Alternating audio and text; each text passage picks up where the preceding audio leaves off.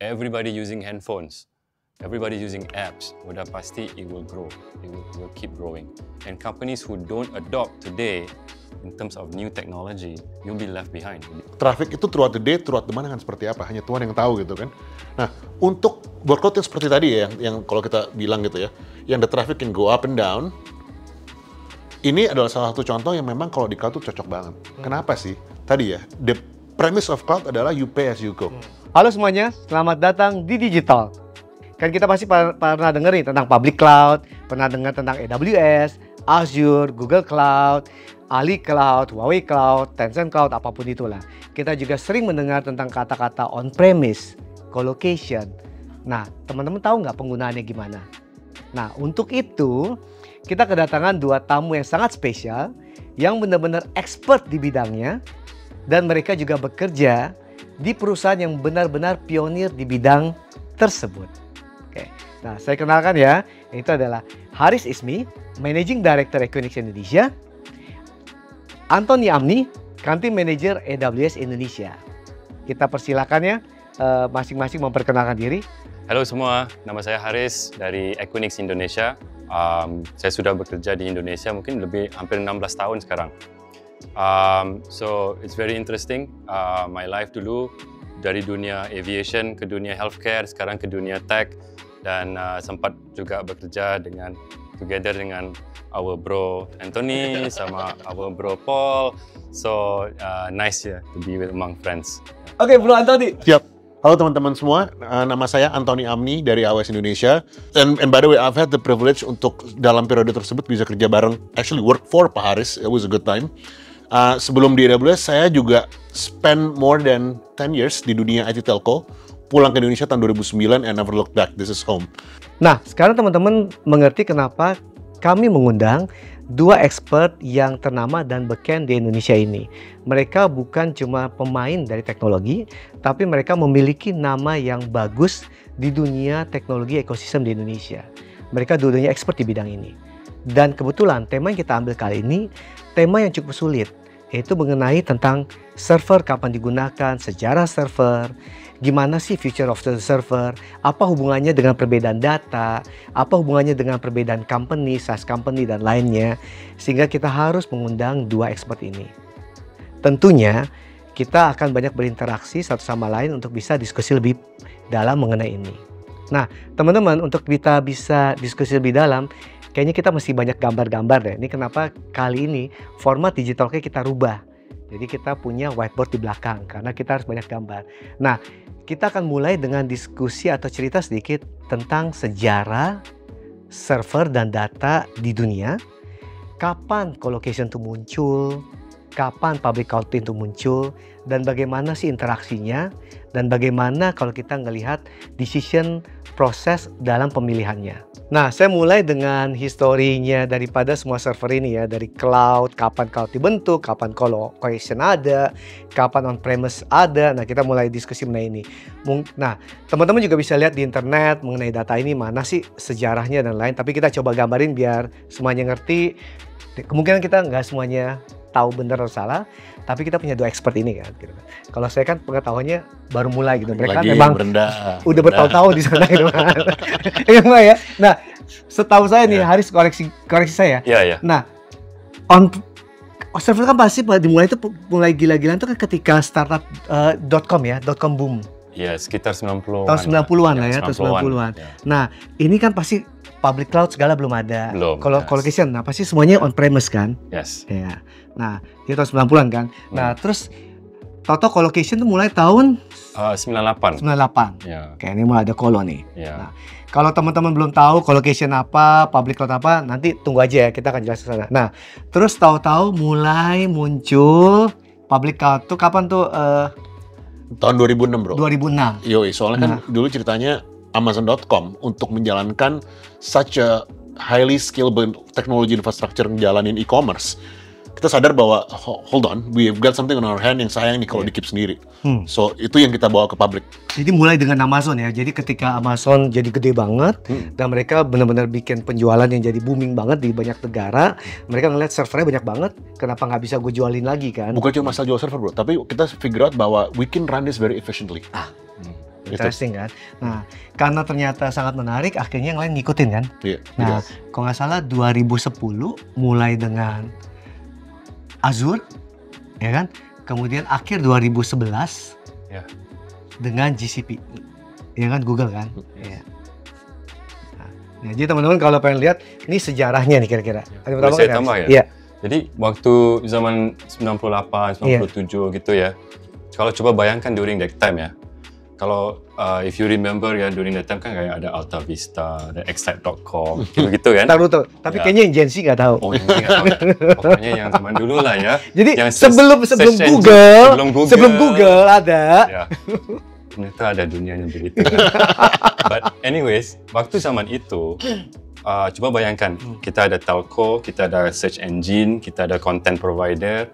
Mereka rebutan, maunya taruhnya servernya di mana nih?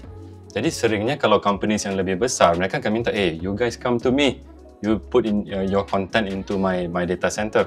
Tapi yang lain akan berebutan, why should be with you? Sebab mau nyambung kabelnya panjang, complicated dan sebagainya, and it's not their own location. Dari situlah munculnya Equinix, because Equinix founders kita found there is a situation in the market di mana, there's no neutral place. So they created Equinix as a neutral hub untuk all these different providers, termasuk telco, termasuk content provider dan sebagainya, untuk jadi in one place. That's how it was born. That's the co-location market, how it started. Ngomong mengenai itu sebenarnya ini ada fakta menarik. Sebenarnya dalam hal ini aku ada keterlibatan di sini. Jadi ketika saya di Airbus, kan cloud sama sekali belum ada waktu itu. Belum ada. Nah, tahu-tahu saya diminta untuk bisa bikin, bukan saya dong, timnya ya, untuk bisa bikin gimana 14 negara tersebut bisa desain bareng. Jadi kita benar-benar bangun kabel network ke 14 negara di dunia supaya bisa desain bareng ke server yang di Eropa. Wow. Nah, jadi kalau sekarang ngomong cloud gitu ya, udah cloud. Dulu kita benar-benar bikinin kabelnya ke 14 negara. Wow, that's crazy ya. But long time ago. Yeah. Jadi waktu itu aja kalau pikirin kita tuh mesti bayar gila berapa ribu dolar cuma buat per koneksi per bulan. Karena ya mahal banget kan. Yeah. Nah, kayak untuk teman-teman sekarang dengan gampangnya pakai HP untuk ngeliat internet. Pikirkan zaman dulu tuh mau ke internet kayak begini. Sekarang mungkin teman-teman udah lihat nih, ini ada on-premise, ada colocation, ada public cloud. Nah, bedanya apa sih? Nah, Haris bisa gambarin nggak sebenarnya kalau kita mau structurein secara cost, itu kayak gimana gitu? Oke, so Paul, nih saya sharing sedikit ya. Dari dunia digital infrastruktur tuh kira-kira apa aja sih key components-nya ya. So, we start first dengan, ya ada basic dulu, ada serversnya ya. Itu yang tempat data ditaruh. Tempat data yang ditaruh, komputernya lah. Iya, komputernya. Ya, komputernya. Zaman dulu komputernya tebal, very big ya. Iya, dulu tuh satu rak tuh segede-gede gini. Iya. Mahal banget lagi. Sekarang, it's very thin, tipis sekali sekarang. It's about like a few centimeters thick ya, begitu. So, selain servers, kita juga ada cooling and power, ya. Oke, selain cooling dan power, kita juga ada network. Network ini maksudnya termasuk kabel fiber, internet kabel dan sebagainya, dan termasuk all the different types of hardware yang support network untuk support serversnya juga. Dan dia ada key komponennya, we have namanya physical security. Jadi dalam dunia digital infrastruktur itu is very important, kita harus provide the right level of security juga untuk semua customers kita yang pakai our data center dan associated network. Now, kalau di on-premise itu, if the company pakai all these different components di dalam perusahaan mereka tuh apa aja sih yang ada di on-premise. So, if I can draw, kira-kira ya, kita ada 4 komponen sini kan. Kalau di on-premise itu, perusahaan itu udah pasti ada servernya. Mereka akan invest di servernya. Perusahaan itu juga pasti harus invest di cooling dan power. Perusahaan itu juga pasti harus ada networknya juga, in order to connect to the internet dan juga connect to their partners dan sebagainya. Dan definitely harus ada physical security. Nah, kalau kita ke sini, ke co-location ya, again, kalau saya draw the 4 components, ada apa aja sih di co-location? kalau sebagai perusahaan tersebut yang sama ini, mereka akan pasti tetap akan invest di servers mereka. Ya, this is their own servers. Tapi yang lain ini, dari cooling dan power, dari networknya dan physical security, itu akan disewakan. Dia akan rent to companies like Equinix dan kawan-kawan. Because this is the benefit that they get. So they get lower capex and managed service untuk yang lainnya. Now, kalau di cloud, kita lihat di sini, what does the company invest in? Essentially, everything can be rented sebenarnya. Semuanya bisa disewa. Jadi mereka bisa sewa compute powernya, compute-nya dari untuk serversnya. Mereka bisa, they don't have to worry about cooling and power anymore because that's taken care by the cloud provider. Network juga dari cloud dan juga physical security semuanya cloud providernya yang. So essentially, these are the differences between on-premise, co-location, dan public cloud. Mungkin bro. Thank you banget bro. I think this is spot on, right? Tapi mungkin kalau saya juga boleh menarik elaborasi gitu dari public cloud. Ini benar banget bahwa as a customer nggak perlu worry soal any of this karena semua adalah rentable. Nah, tetapi kalau saya boleh mengvisualisasikan apa sih public cloud, bayangannya aja itu adalah it's like a supermarket, right? Supermarket. Tulisan saya nggak bagus kayak Pak Haris nih, Bro Haris. Supermarket IT yang terletak on the internet, on the cloud. Di sini, di supermarket IT ini, everything that you can imagine itu tersedia. Tadi ya, kita ngomongin compute, server dengan berbagai macam tipe itu tersedia. Kita ngomongin data analytics, itu semua ada. Database ada. Kita ngomongin AI, generative AI, ada semua. Siapapun dari seluruh dunia, asalkan mereka punya credit card, itu mereka bisa mengakses and they can start using. Jadi memang beda the advantage-nya adalah semua pembayaran juga pay as you go. Jadi benar-benar kayak bayar listrik. Kalau dipakai bayar misalnya pakai 2 jam 3 detik, bayar 2 jam 3 detik. Mungkin saya bisa tambah ya. Yeah. One thing people don't realize between on-premise, co-location, and public cloud, they are all data centers. Correct. Ujung-ujungnya in the background they are all physical infrastructure. Ya. Because we're not used to it kan. Kita pakai HP, kita main game, go on videos and all that. Without us realizing, at the end of the day, semuanya physical infrastructure. Ya. Nah, mungkin teman-teman aku mau gambarkan sedikit ya biar teman-teman ngerti tentang perbedaan di mana. Jadi kalau kita pakai internet, semuanya ini ada di belakang yang kita nggak pernah tahu. Sebenarnya physical. Nah, teman-teman yang kebanyakan software programming atau pemakai software nggak pernah melihat tentang infrastruktur physical di belakangnya. Ini infrastruktur physical di belakangnya. Jadi benar-benar kata-katanya kan, semuanya itu ada badannya. Bukan semuanya itu cuma imajinasi. Jadi semuanya itu harus ada badannya untuk memprosesnya. Nah, kalau saya mau berusaha ngegambarin lebih dalam ya. Co-location sama physical cloud dan cost-nya dengan on-premise itu kayak gimana? Nih contoh gini, co-location ini, nah saya rapin dulu ya tulisan saya tadi ya. Nah co-location ini kan dia bukan serve cuma one company kan? Pasti serve banyak company. Nah, coba kalian pikirkan kalau saya bikin server buat saya sendiri dibandingkan Haris ngurusin misalnya server buat 1000 company, cost dia per company lebih murah daripada saya. Nah, ini yang menarik. Jadi yang ini dari tadinya saya bikin sendiri. Sini kan saya bikin sendiri kan. Saya taruh di co-location, pasti cost ininya per server jadi lebih murah. Nah, beda lagi. Nah, dengan public cloud lebih lagi. Coba. Kalau saya beli hard disk misalnya, kasar aja ya. Saya beli hard disk ya berapa tera lah, 10 tera gitu. Dibandingkan kalau AWS belinya udah bukan tera lagi, udah apa size-nya ya? Aduh, petanya udah di atas lagi, peta itu udah kayak udah jutaan daripada terabyte gitu kan. Nah, kalau saya beli satu misalnya 10.000, dia bisa beli satu akhirnya jadi cuma 200 perak. Nah, di sini adalah cost-nya gitu. Kan kebayang kan, public cloud-nya Amazon berapa perusahaan yang connect? Kita bukan ngomong lagi satu perusahaan, ini tadi satu perusahaan, ini ngerti ya size-nya ya. Nah, ini adalah daripada cost optimization daripada size. Nah, yang menarik lagi kalau kalian lihat nih, kalau kita makin ke sini, teman-teman lihat kan, ini berarti makin capex intensif. Bener kan? Ini semuanya sendiri, ya kan? Makin ke sana itu makin opex. Tapi ada menariknya, di mana opexnya per unit jadi makin murah karena size. Nah, sekarang kita tadi udah menjelaskan kan tentang bedanya on-premise, co-location dengan public cloud. Nah, pasti dari yang nonton nih sekarang udah mengerti kan, internet itu bukan cuma apa yang kita lihat, di belakangnya itu semua ada hardware yang banyak banget. Dan untuk teman-teman ketahui, yang mahal itu sebenarnya ini. Ya, pembuatan konten semuanya itu nggak bekerja tanpa semua hardware ini. Dan teman-teman juga pasti pasti pernah dengar tentang GPU, tentang AI, tentang LLM. Kita akan bahas sedikit mengenai itu nanti, tentang gimana, kenapa fungsi daripada public cloud itu menjadi penting akibat AI. Nah, tapi sebelumnya saya mau tanya dulu nih ke Haris sama Anthony. Gimana sih interaksinya antara co-location atau on-prem dengan public cloud? Mungkin kalau saya bisa sharing ya, saya start off dengan what is interconnection dulu ya.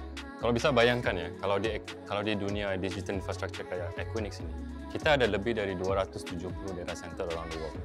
So imagine, let's say, one data center di sini, another one di Jakarta, maybe another one in Japan, for example. So dalam ekosistem kita, all these data centers are all connected. Yeah, they're all connected to each other. And this is all not through internet, tapi through physical cable that actually connects to all of these data centers. Now let's just take one of the data center ya. Kalau kita zoom in into this, siapa aja sih yang connect to this? Who is actually using our infrastructure?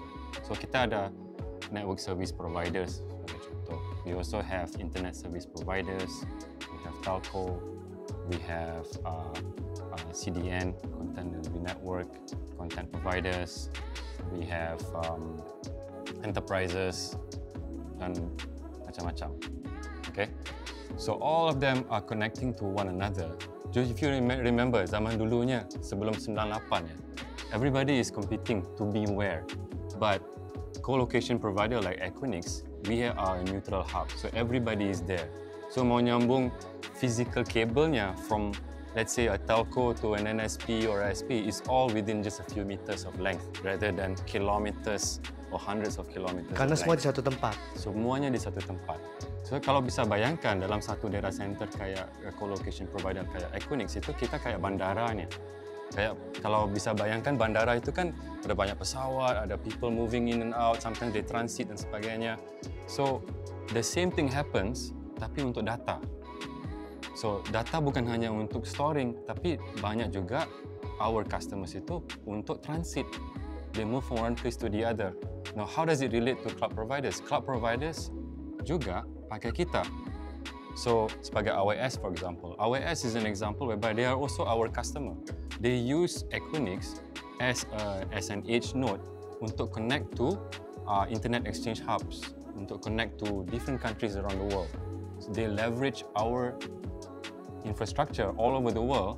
Bisa bayangkan 270 bandara begitu, di-connect untuk to reach their customers. So we are partnering together. They are also customers, but we are also partners that help and support one another. Jadi co-location providers seperti Equinix akan pasti berpartneran dengan cloud service providers juga, because we help each other to grow together gitu, and to reach all the end users. Dan mungkin tadi untuk menjawab pertanyaan dari Bro Paul ya, menjawab sebagian bahwa gimana sih caranya kita melihat mana yang jalan di cloud, mana yang jalan di on-prem atau colo gitu ya. There are a lot of factors, cuman mungkin ada beberapa yang saya bisa sambil ceritakan gitu kan. Yang pertama adalah dari kita lihat pemilihan aplikasi nih. Contoh yang gampangnya aja, kalau aplikasinya itu adalah aplikasi yang consumer facing gitu, kita ngomongin mobile app.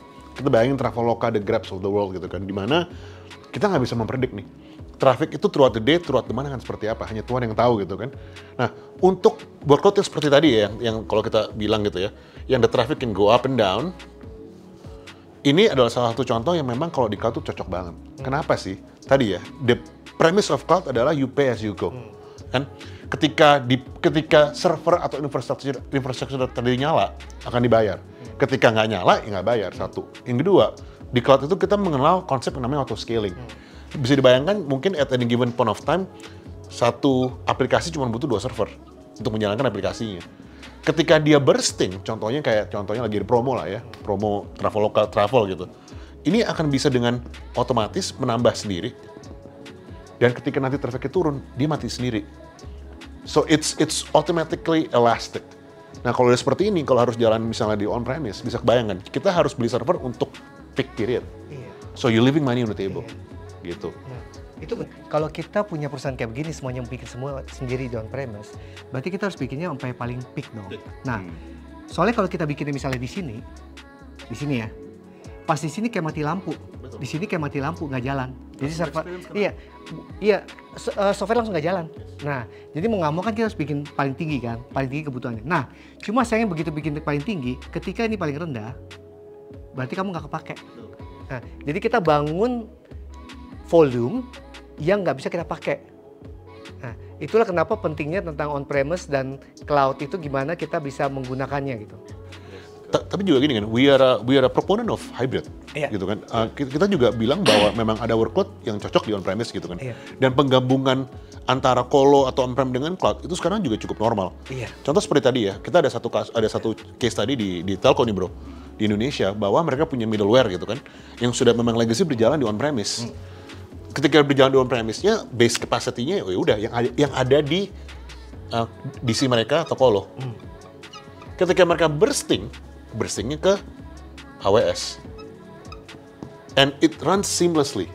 Karena di zaman sekarang namanya interkoneksi antara on-prem dengan cloud, it's normal. Teknologi sekarang sudah open source gitu kan, and it's doable. Menyambung to what you were saying about bursting ya. Kalau di salah satu data centernya di Equinix itu, kita juga ada namanya cloud on-ramp, di mana customers can connect to AWS as an example, as and when they need, without incurring too much cost in terms of the telco fees of connecting directly to your cloud. So cloud on-ramp helps the customer achieve what they need to do. Bursting, they can pay per day kind of basis. So it's like pay as per use on that note. So that's the reason why people like us, Equinix, we are partnering with AWS as an example. Why we all work closely together, because it makes a lot of sense. Cloud is mainly software because it's an end user, tapi in the background, the physical layer, we are partnering together. We're supporting one another. Ini menarik sih. Jadi orang-orang tuh pada nggak tahu ya bahwa mereka tuh mikir mereka nggak akan merasakan adanya stack atau stop atau stockage karena ini udah benar-benar bekerja kayak satu server. Padahal ini dua sistem yang berbeda. Yang satu benar-benar colocation atau on-premise, yang satu benar-benar di public cloud. Nah, ini udah benar-benar satu udah bisa bekerja semua. Oke. Nah, dari segi ini apa yang di colocation bisa bantu? In the background ya, in the kitchen ya. In the kitchen. Yang orang-orang nggak tahu. Orang-orang nggak tahu. Orang tahu cuma pakai HP jalan. HP jalan ya. Tapi in the background, in the kitchen ya, what happens is this ya. So we have a feature called Cloud on-ramp, di mana kita partner dengan AWS as an example, whereby customers secara fisik ya, without you realizing you need physical cable for internet ya, even until today. Itu orang-orang nggak tahu. Sebenarnya internet itu kabel. Iya kabel.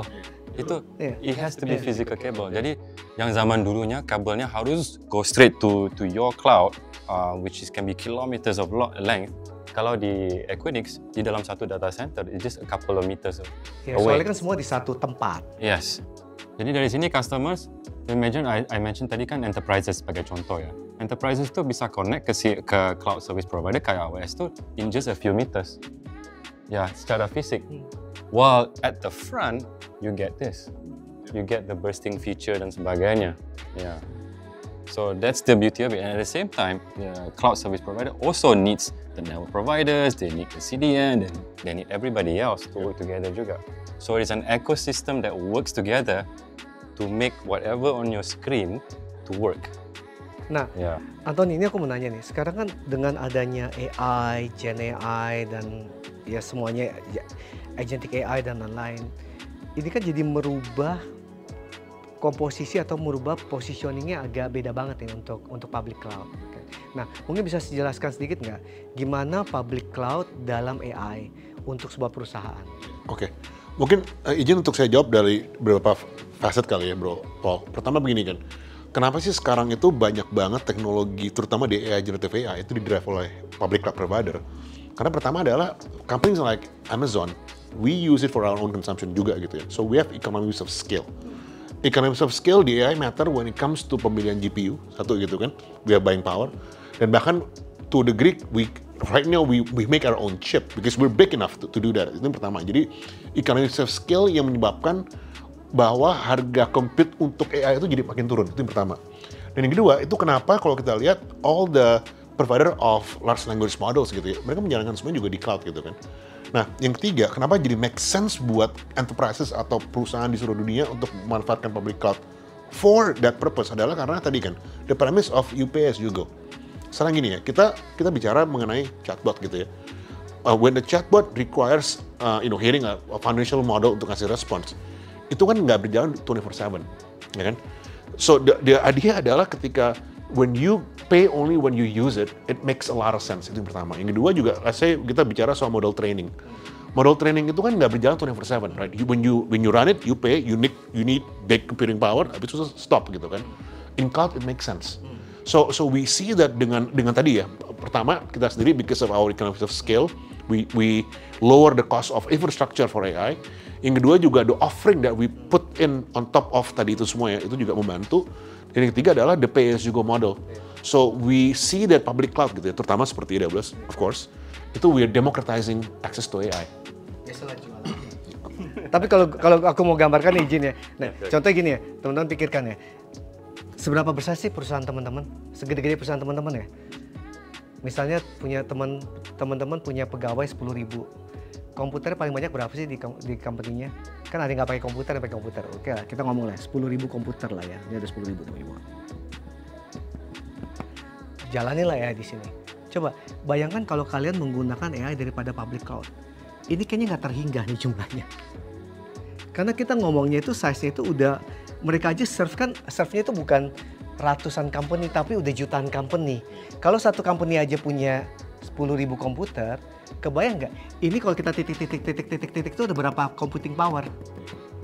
Nah, sedangkan kalau kita ngomong tentang AI, itu kan banyak tentang iteration, pengulangan untuk mencari jawaban yang benar. Nah, betapa cepatnya mencari jawaban yang benar dengan komputer yang nggak terhitung jumlahnya miliaran atau gimana, dibandingkan dengan semua komputer yang ada di company kalian. Itu yang pertama. Kedua, karena mereka juga menggunakannya untuk kepentingan mereka pasti selalu pengen menggunakan teknologi yang terbaru. Mereka pasti akan selalu update dengan GPU yang terbaru. Nah, untuk suatu perusahaan dengan 10.000 company, untuk beli GPU aja udah mahal, to be honest ya, ganti GPU aja udah mahal, itu investment. Sedangkan bagi mereka itu keharusan. Dan ketika mereka mengganti, itu langsung mengganti untuk semuanya, untuk customer mereka semuanya. Nah, dari situ sebenarnya computing power yang powerful banget. Gimana Anthony? No, it's very true bro. Satu is the raw computing power gitu. Tapi kedua juga gini kan, karena because for example in Amazon kan, to drive efficiency we use a lot of AI. Jadi nggak cuma masalah GPU tapi juga the tools required to do a lot of this. Udah di sini dan itu makin efisien. Dan kita provide tools itu ke customer. Jadi kalau kita ngomong satu orang ya, nah jadi pakai satu laptop atau satu komputer lah ya, gitu kan. Nah daripada dia connect ke sini untuk itu dibandingkan connect ke sini, kebayang powernya kayak gimana? Iya, dan all the tools bro, pakai XYZ. Toolsnya semua dari sini. Nah sini kan kalian mesti bikin lagi toolsnya atau beli.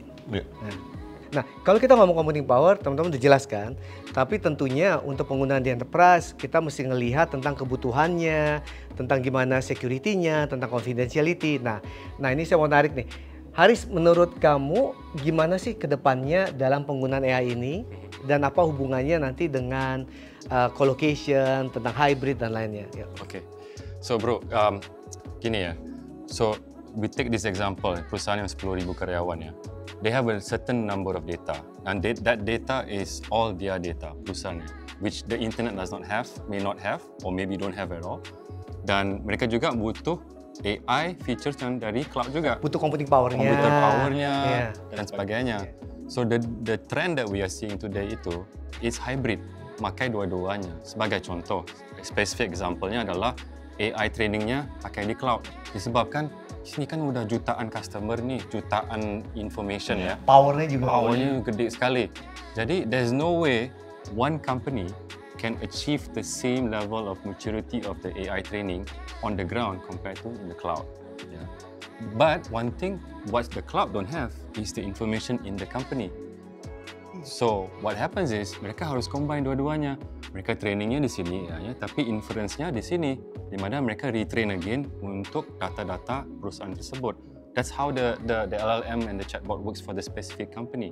Bisa juga gini Haris, bisa juga ini adalah sebenarnya confidentiality, gimana mereka tuh nggak mau data ini dipakai di cloud, public cloud kan. Jadi computing power-nya pakai di sini, tapi kemudian processing-nya dipakai di sini. Jadi processing datanya. Tergantung industrinya. Kalau kayak di Indonesia kan, like industri perbankan dan sebagainya kan ada regulasinya dan butuh data residency. Jadi datanya tetap di sini. Tapi mereka pakai the power of the cloud dari segi AI dan sebagainya untuk membantu improve how they can mengolahkan data di sini, bikin dashboard dan semacam-macam. So the trend is hybrid sebenarnya. Dan in fact, to your point earlier, di mana kan kita ada on-premise, ada co-location, ada cloud-nya. In fact, the trend that we're seeing, on-premise-nya udah makin berkurang nih. Lebihnya ke co-location sama cloud sebenarnya. Because it's getting more and more expensive untuk maintain your own on-premise infrastruktur. Ya kan tadi kita juga ngomong tentang size-nya kan. Correct. Mau kalian sebesar apapun di on-premise itu, cost-nya kalian tanggung sendiri. Correct. Iya. Jadi kalau dengan co-location plus the cloud, the hybrid model really works because itu juga allows flexibility. So coba bayangkan kalau going forward when new technologies come, new GPUs come, the cloud provider will handle that, and at the same time, with the interconnection capabilities of co-location provider kayak Equinix, we can help connect to even more partners and players and people in the ecosystem. Tapi memang benar gini sih bro, bahwa the AI revolution would not be possible tanpa co-location provider seperti Equinix. Karena data center atau co-location is the jalan tolnya kan, is the backbone. Jadi without that, none of this is gonna happen. Oke, nah teman-teman udah dengerin kan pembicaraan menarik ini. Nah, saya pengen sambunginnya ke sini nih. Nah, menurut bro-bro expert ini nih, nah, ke depannya future itu akan kayak gimana sih? Mungkin saya mulai dulu dengan Haris ya. Haris, co-location tuh seperti apa sih future? Tadi kan bilang lagi growth-nya tinggi banget. Tuh kayak gimana sih? Kalau kita lihat data ya, co-location market sekarang ini is growing roughly around 16% CAGR ya, over the next number of years ya. Coba bisnis mana yang CAGR-nya 16%? Ya, 16% itu tinggi sekali. So, although co-location secara overall volume marketnya masih kecil compared to let's say the rest of the cloud market dan sebagainya, but the growth is tremendous. It's growing really fast.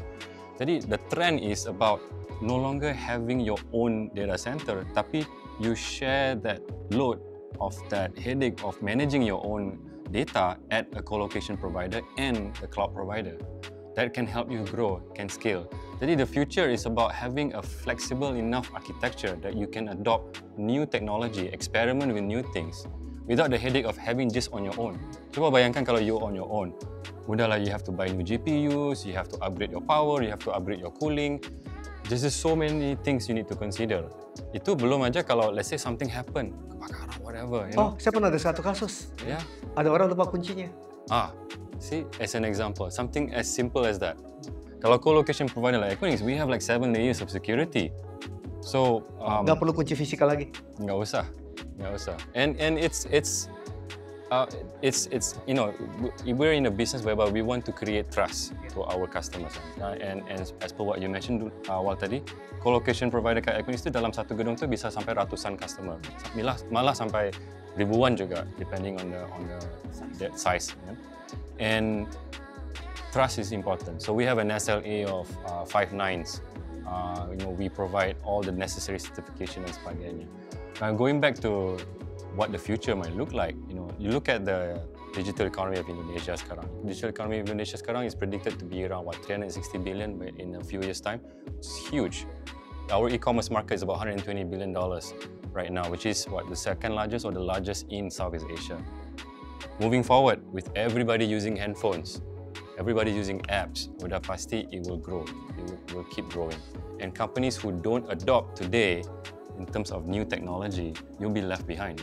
So, Bro Paul, saya mau share sedikit nih tentang the future-nya gimana sih. So, if you look at the market size ya, dari segi digital economy di Indonesia ya, you know, depending on the reports that you see, it's between 90 billion to about 130 billion digital economy size that's projected by this year.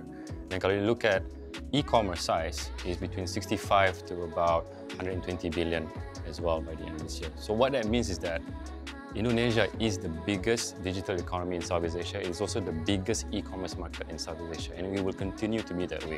You can see the trend. Everybody's buying online now. you ask anyone in Jakarta today, I'm sure in other places juga di luar Jakarta, berapa orang sih yang beli barang sekarang yang pakai physical? They still go to the mall, but it's for different purpose. People go to the mall just to window shop and see what you want, and after that, beli online. It's a very normal trend nowadays, you see that way.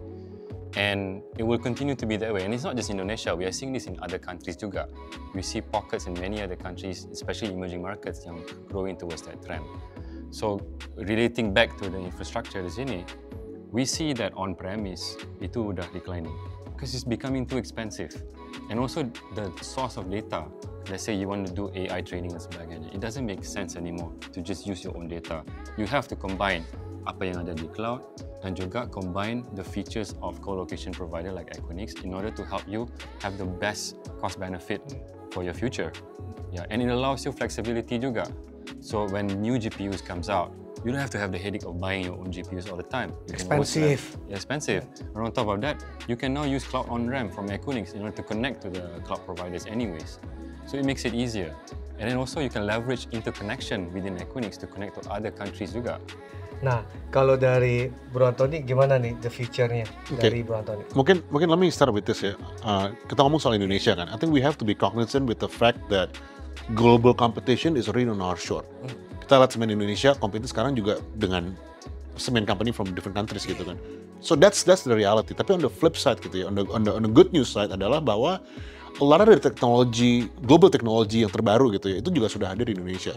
Now, kalau ditanya future-nya apa, the future is about how do we leverage technology itu not only just for value differentiator, tapi for survival. Artinya apa sih? Satu, agile innovation. Kedua, it's all about cost optimization. Tiga, about making sure that the basics like security is covered. Now, whether or not teknologi itu datang dari cloud atau on-prem atau whatever that is, I think it's secondary. Of course, a lot of that sekarang dimungkinkan oleh cloud gitu ya, dan cloud juga dimungkinkan oleh co-location provider gitu kan. But my point adalah the future is about how do we select the right technology yang sekarang sudah tersedia di Indonesia for us to compete. And of course, from AWS, Equinix kan, we're ready to help. A lot of those are already available in our platform, and our job is to walk you through the journey untuk kita bisa meramu dengan benar. Nah teman-teman, itulah tadi diskusi kami. Terima kasih banget dengan dua expert yang datang hari ini. Expert benar-benar yang di bidangnya. Kita ngomongin dari server, dari cloud. Nah mereka berdua expertnya nih. Nah kalau teman-teman ada pertanyaan, silahkan tulis di kolom komentar. Terima kasih untuk menonton Digitalk kali ini. Sampai ketemu di Digitalk berikutnya. Dan tentunya terima kasih ke Antoni, terima kasih ke Haris untuk mau membantu kami hari ini berdiskusi mengenai tema yang cukup rumit hari ini. Terima kasih semuanya.